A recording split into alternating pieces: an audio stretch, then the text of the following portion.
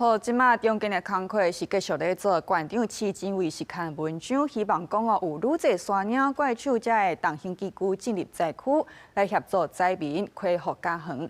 也国民党立法院党团想要提出帮山河灾后重建条例，针对这站行政院强调讲，即马有的丹那市风台重建特别条例灾区的范围已经有包含华联。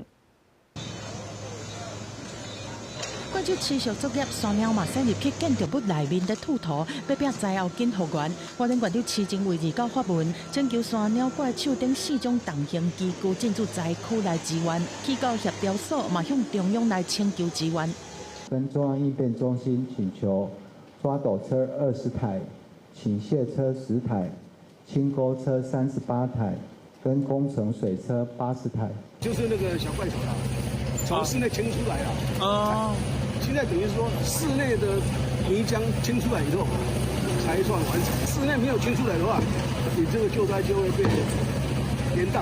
马太安区帮山河疫大水重创花莲的光复乡，到30早起死亡的人数是18个人，失联的有6个人，受伤的拢总121个人。台水宣布提供受灾户用水减免的措施，花莲县光复乡的用户减免9月到10月的水钱，台电嘛有减免措施，让民众会当安心来拼家园。另外，国民党立法院党团拍算提帮山河灾后重建条例，帮助灾民来恢复家园。